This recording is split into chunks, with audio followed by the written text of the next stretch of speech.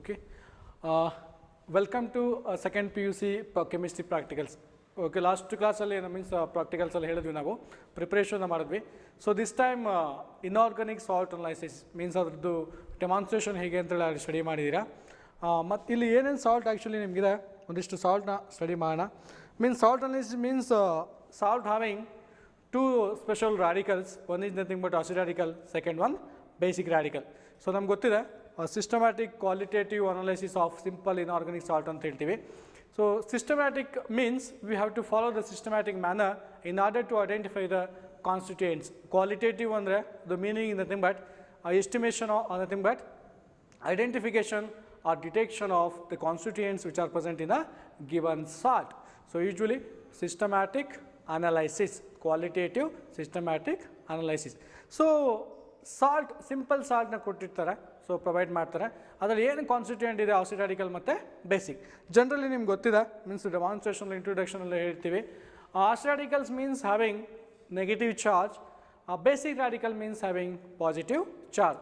Suppose ಏನಾದರೂ ನಾವು for example aluminium sulphate ಅಂದ್ಕೊಂಡ್ರೆ, so aluminium is nothing but having metal, ಯಾವ್ದು ಚಾರ್ಜ್ ಇರುತ್ತೆ ಅದಕ್ಕೆ ಪ್ಲಸ್ ಇರುತ್ತೆ, ಸಲ್ಫೇಟ್ ಅಂದ್ಕೊಂಡ್ರೆ minus.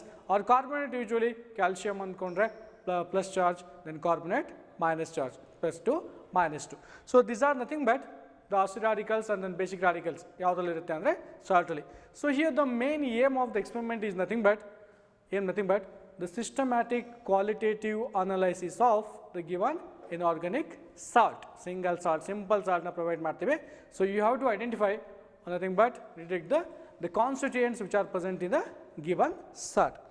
So in the salt, once again, the analysis is nothing but having pre-examination, detection of acid radical, detection of basic radical, and finally, what is the name of the given salt. Idu namge actually systematic manner na follow ಮಾಡ್ತೀವಿ ನಾವು. For this time, so ಇವಾಗ ನಮಗೊಂದು salt analysis ಮಾಡ್ತಾ ಹೋಗೋಣ. Unknown salt means the salt name is nothing but unknown. So ನಮ್ಗೆ ಯಾವ salt ಅಂತ ಗೊತ್ತಿಲ್ಲ, means it's having both acid radical and then basic radical. So before going to acid radical and basic radical, so we have to discuss the preliminary test or pre-examination of the given salt. So number one, the salt is this is the salt having this color. So pre-examination means here color and then state. So just we have to observe what is the color of the given salt. So ಏನು colour ಇದೆ, ಯಾವ colour ಕಾಣ್ತಿದೆ ಇದು. So definitely colour is nothing but colourless. So white type ಇದೆ, ಅದಕ್ಕೆ ಏನಂತ ಹೇಳ್ತೀವಿ ನಾವು ಕಲರ್ಲೆಸ್ ಏನಂತ ಹೇಳ್ತೀವಿ. The colour is nothing but colourless. So what is the means state ಅಂದರೆ ಏನದು ಸಾಲಿಡ್ ಆರ್ ಲಿಕ್ವಿಡ್ ಅಂತ ಹೇಳಿ ಏನಂತ ಹೇಳ್ತೀರಾ ಸಾಲಿಡ್. ಬಟ್ ಸಾಲಿಡ್ ಎಲ್ಲ ಯಾವುದು, whether crystalline solid or amorphous solid. So crystalline solid or amorphous solids ಅಂದರೆ ಸ್ವಲ್ಪ ಅಬ್ಸರ್ವ್ ಮಾಡಬೇಕು. So you have to test the salt. It feels crystals, then it is a crystalline in nature, and suppose it's having the fine powder. So ಏನು actually ನಾವು face ಪೌಡರ್ನ use ಮಾಡ್ತೀವಿ, ಹಾಗೇನಾದರೂ ಇತ್ತು ಅಂದರೆ ಅದೇನಿರುತ್ತೆ ಮೀನ್ಸ್ ಏನಿರುತ್ತೆ ಅಮಾರ್ಫಸ್. ಬಟ್ ಈಗ ಟಚ್ ಮಾಡಿದ್ರೆ ಯೂಶ್ವಲಿ ಏನಾಗ್ತಿದೆ, ಇದು ಕ್ರಿಸ್ಟಲೈನ್ ಇದೆ. But you have to remember usually the carbonate salts are nothing but amorphous. So remaining all the salts are nothing but crystalline. ಏನಾದರೂ ನಾವು ಅದನ್ನು ಸ್ವಲ್ಪ ಅಬ್ಸರ್ವ್ ಮಾಡಿದ್ರೆ ಅಥವಾ ನೆನ್ಪಿಟ್ಕೊಂಡ್ರೆ ಅಮಾರ್ಫಸ್ ಸಾಲ್ಟ್ ಮಾತ್ರ ಕಾರ್ಬೊನೇಟ್ಸ್ ಆಗಿರುತ್ತೆ, ಅಥವಾ carbonates are nothing but amorphous, generally amorphous ಇರುತ್ತೆ. ಆ್ಯಂಡ್ ದೆನ್ ಯಾವುದು ನಮ್ಮ ಕ್ರಿಸ್ಟಲೈನ್ ಸಾಲ್ಟ್ಸ್ ಹೆಂಗಿರುತ್ತೆ ಅಂದರೆ ಸೊಮಾಟ್, ಅದು ಈ ಥರ ಇರುತ್ತೆ. But one carbonate, potassium carbonate, actually ನಿಮ್ಗೆ ಅದಿಲ್ಲ, ಅದು carbonate but it is crystalline. But carbonate ಎಲ್ಲದೂ ಕೂಡ ಮೀನ್ಸ್ ಅಮಾರ್ಫಸ್ ಇರುತ್ತೆ ಅಂತ ಹೇಳೋಕ್ಕಾಗಲ್ಲ. ಪೊಟ್ಯಾಷಿಯಮ್ ಕಾರ್ಬೊನೇಟ್ ಏನಿದೆ ಅದು ಆ್ಯಕ್ಚುಲಿ ಯಾವ ಸ್ಟೇಟಲ್ಲಿ ಯಾವುದಿರುತ್ತೆ ಅಂದರೆ ಅಮಾರ್ಫಸ್ಸು ಇರುತ್ತೆ. So in the pre examination first point color and then state. So this is nothing but colorless ಕಾಣ್ತಾ ಇದೆ. Then crystalline solid. So just feel touch ಮಾಡಿ ನೋಡಿ, it feels crystalline solid. So this is the first test. What is the second test here? Solubility test. So in order to check the solubility, the small amount of salt is taken in a test tube. So in a test tube and add water. ಒಂದಿಷ್ಟು ವಾಟರ್ನ ಹಾಕಿ ಇದಕ್ಕೆ water ಹಾಕಿ then shake well, ಈ ಥರ shake ಮಾಡಿ whether the given salt is soluble in water or insoluble. So ಈ ಥರ ಶೇಕ್ ಮಾಡಿ ಸಾಲ್ಯುಬಲ್ ಆಗ್ತಿದೆಯೋ ಅಥವಾ ಇಲ್ಲ ಅಂತೇಳಿ. ಸೊ ಗೊತ್ತಾಗುತ್ತೆ ನಿಮಗೆ. It is completely soluble means there is no immiscibility. So ಎಲ್ಲೂ ಕೂಡ ಲೇಯರ್ಸ್ ಇಲ್ಲ ಆ್ಯಂಡ್ ದೆನ್ ಕ್ರಿಸ್ಟಲ್ಸ್ ಉಳ್ಕೊಂಡಿಲ್ಲ. ಇನ್ ದ ಸೆನ್ಸ್ ಏನಾಗುತ್ತೆ ಅಂದರೆ, ಸೊ ಒನ್ಸ್ ಅಬ್ಸರ್ವ್ ಮಾಡ್ಬೋದು ನೀವು, ಎಲ್ಲೂ ಕೂಡ ಮೀನ್ಸ್ ಈ ಕಡೆ ನೋಡಿದ್ರೆ ಕ್ಲಿಯರ್ ಕಾಣ್ತಿದೆ. ಸೊ ಈ ಥರ ಯೂನಿಫಾರ್ಮ್ ಕಾನ್ಸಂಟ್ರೇಷನ್ ಇತ್ತು ಅಥವಾ ಯೂನಿಫಾರ್ಮ್ ಇತ್ತು ಸೊಲ್ಯೂಷನ್ ಅಂದರೆ ಯೂಶಲಿ ಇದಕ್ಕೆ ಇನ್ನೊಂದು ಹೇಳ್ಬೋದು, ಹೋಮೋಜಿನಿಯಸ್ ಇತ್ತು ಅಂದರೆ ಇದೇನಿದು soluble. In the sense salt is soluble in water. ಯಾವುದ್ರಲ್ಲಿ ಸಾಲ್ಯುಬಲ್ ಆಗಿದೆ ಇದು? ವಾಟರ್. ಸಪೋಸ್ ವಾಟ್ರಲ್ಲಿ ಆಗಿಲ್ಲ ಅಂದರೆ ನಾವು ಮುಂದೆ ಡೈಲ್ಯೂಟ್ HCl ಅಥವಾ ನೈಟ್ರಿಕ್ ಆಸಿಡಲ್ಲಿ ಚೆಕ್ ಮಾಡ್ತೀವಿ. But it is completely soluble in water. ಏನಾಗಿದೆ? ಸಾಲ್ಟು ಸಾಲ್ಯುಬಲ್ಲು ಆಗಿದೆ. So these are nothing but the pre-examination of the given salt. So color, colorless, crystalline, solid, and here solubility, it is completely soluble in water. Then the preliminary examination is nothing but, or preliminary test is nothing but over. And then the next step is nothing but detection of acid radicals. Detection of acid radical means in the earlier discussions means in the introduction ಹೇಳಿರ್ತಾರೆ means salt having acid radicals. ಎಷ್ಟು groups ಇರುತ್ತೆ ಅಂದರೆ, so it is divided into 3. First group acid radicals, second group acid radicals, and then third group acid radical.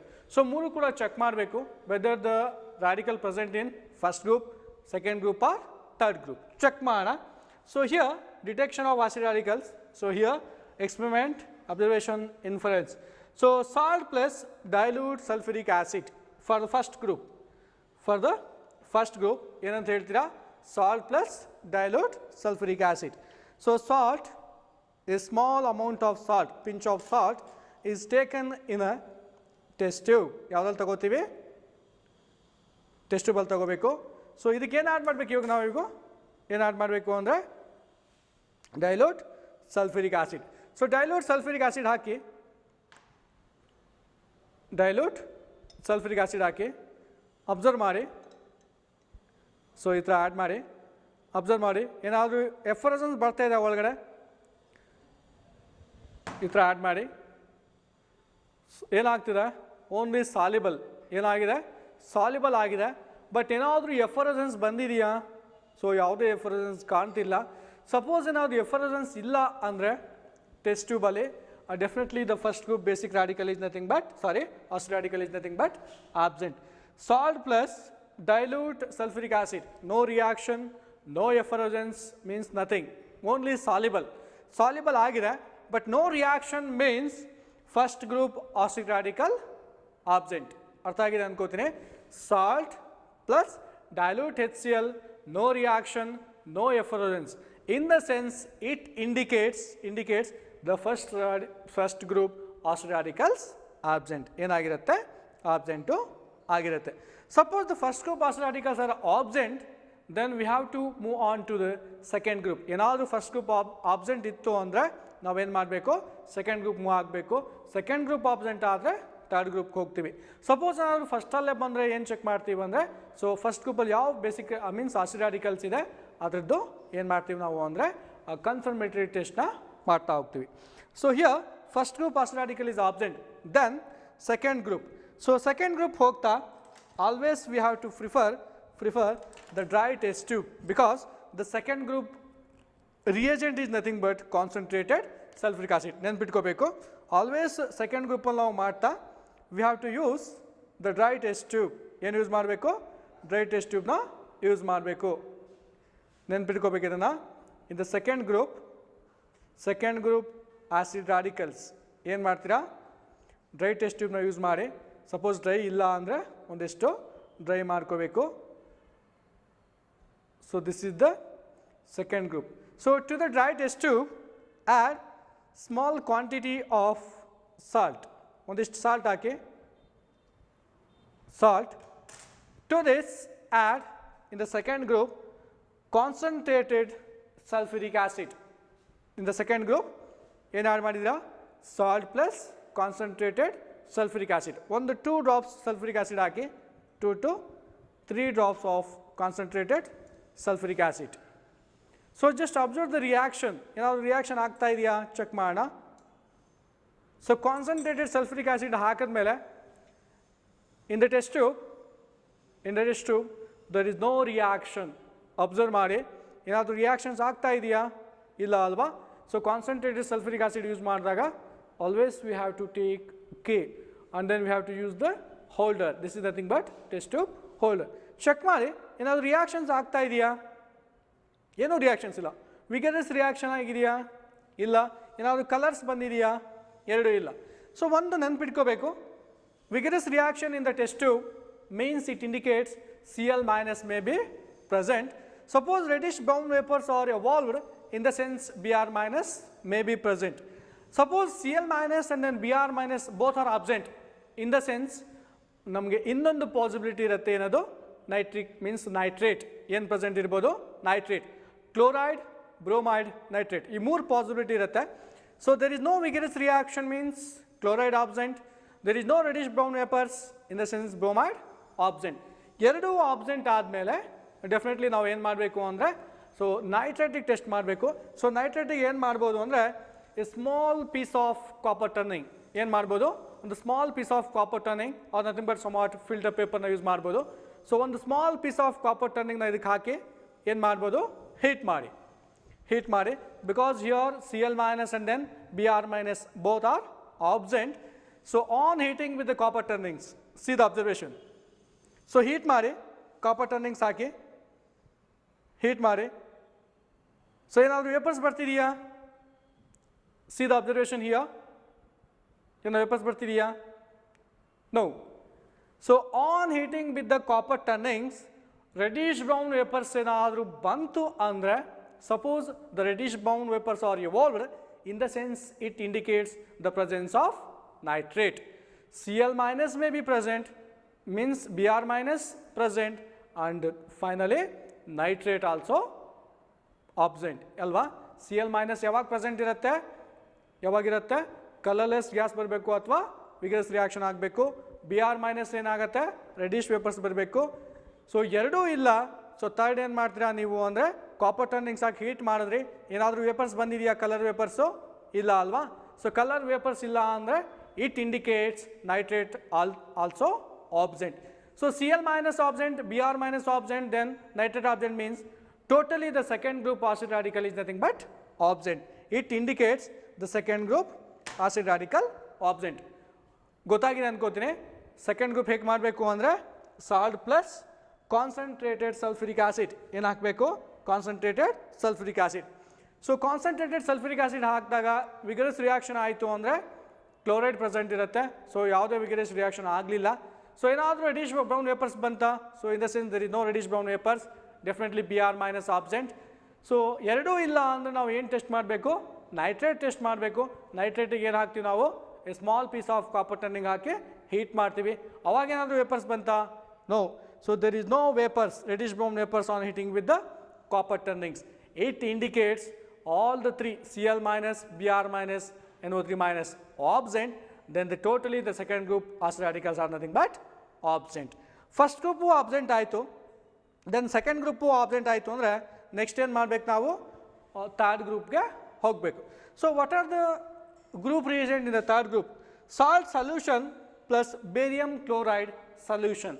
Salt solution plus barium chloride solution. So salt solution ಮಾಡ್ಕೊಂಡಿದ್ವಿ ನಾವು, means ಯಾವುದ್ರಲ್ಲಿ soluble ಆಗಿರುತ್ತೆ salt ಅಂದರೆ it is soluble in water. ಯಾವುದ್ರಲ್ಲಿ soluble ಆಗಿತ್ತದು? ವಾಟ್ರಲ್ಲಿ. So the same solution, salt solution plus barium chloride. This is nothing but the salt solution. To the salt solution add barium chloride solution. ಏನು add ಮಾಡಬೇಕು ನಾವು ಅದಕ್ಕೆ? Barium chloride. So barium ಕ್ಲೋರೈಡ್ನ add ಮಾಡಿ ನೋಡಿ, what is the observation? So ಇದು salt solution, it is clear. Here there is no PPT, there is no turbidity or immiscibility. It is clear solution. So to the salt solution add barium chloride. So once barium chloride add ಮಾಡಿದ ತಕ್ಷಣ ನಿಮಗೆ ಏನಾಯ್ತು ಇವಾಗ? So turbidity ಬಂತು, white precipitate. This turbidity indicates the white precipitate. So here the formation of white precipitate, here a white PPT is formed. This formation of white PPT indicates the third group acid radical may be present. In the third group ನಮಗಿರುವಂಥದ್ದು ಯಾವುದು ಅಂದರೆ usually sulphate ಇರುತ್ತೆ. So it may indicate the presence of sulphate radical. ಯಾವುದಿರುತ್ತೆ? Sulphate. So salt solution plus barium chloride, a white PPT is formed which is insoluble in excess of dilute HCl. Suppose ಏನಾದರೂ ಈ form ಆಗಿರೋ PPT ಯಾವುದು ಇದು, it indicates sulfate may be present. To the same solution add excess of dilute HCl. ಇದಕ್ಕೇನು ಹಾಕ್ತೀರಾ, excess of dilute HCl hockey soluble ಆಗ್ತಿದೆಯಾ, it is insoluble in excess of dilute HCl. It is insoluble in excess of dilute HCl means sulfate present and then confirmed. Salt solution plus barium chloride, white PPT is formed. To the white PPT just by adding excess of dilute HCl or hydrochloric acid, it is insoluble in the sense it indicates sulfate present and then confirmed. In the sense sulfate group means third group acid radical, sulfate SO4 2- is present and then confirmed. Sulfate present and then confirmed. So first group check ಮಾಡಿದ್ವಿ. So acid radical ಏನು ಬಂತು, absent ಬಂತು. Salt plus sulfuric acid, no reaction, first group absent. So salt plus concentrated sulfuric acid, so there is no reaction means Cl minus Br minus absent. On hitting with the copper turnings, no reaction, so second group acid radicals absent. Third group salt solution plus barium chloride solution. Salt solution plus barium chloride solution, say white PPT is formed which is insoluble in excess of dilute HCl. Definitely it indicates or confirms SO4 2- or sulfate present and then confirm. ಇಲ್ಲಿಗೆ ನಮ್ಮ ಕೊಟ್ಟಿರುವಂಥ ಸಾಲ್ಟಲ್ಲಿ ಯಾವುದಿದೆ acid ರಾಡಿಕಲ್ಲು ಅಂದರೆ sulphate. ಯಾವುದಿದೆ, sulphate. First ಗ್ರೂಪಲ್ಲೂ ಇಲ್ಲ, second ಗ್ರೂಪಲ್ಲೂ ಇಲ್ಲ, ಮತ್ತು third ಗ್ರೂಪಲ್ಲೂ ಕೂಡ ಇಲ್ಲ. ಇದರಲ್ಲಿ ಏನಿದೆ, ಓನ್ಲಿ ಏನು sulphate present and then confirm. So once acid radical ಆದಮೇಲೆ ಸೊ ನೆಕ್ಸ್ಟ್ ಏನು ಮಾಡಬೇಕು ನಾವು ಅಂದರೆ ಬೇಸಿಕ್ ರಾಡಿಕಲ್ನ ಫೈಂಡ್ ಔಟ್ ಮಾಡಬೇಕು. ಸೊ ನಮಗೆ ಆಸಿಡ್ ರಾಡಿಕಲ್ ಯಾವ್ದು ಬಂತು ಇವಾಗ, sulphate. So the next step is nothing but first one pre examination, second one detection of acid radical. So acid radical detection ಆದಮೇಲೆ ಸೊ ನೆಕ್ಸ್ಟ್ ಏನು ಮಾಡಬೇಕು ನಾವು ಅಂದರೆ ಬೇಸಿಕ್ ರಾಡಿಕಲ್ನ ಡಿಟೆಕ್ಷನ್ ಮಾಡಬೇಕು. ಸೊ ಬೇಸಿಕ್ ರಾಡಿಕಲ್ನ ಅದನ್ನು ಡಿಟೆಕ್ಷನ್ ಮಾಡೋಣ.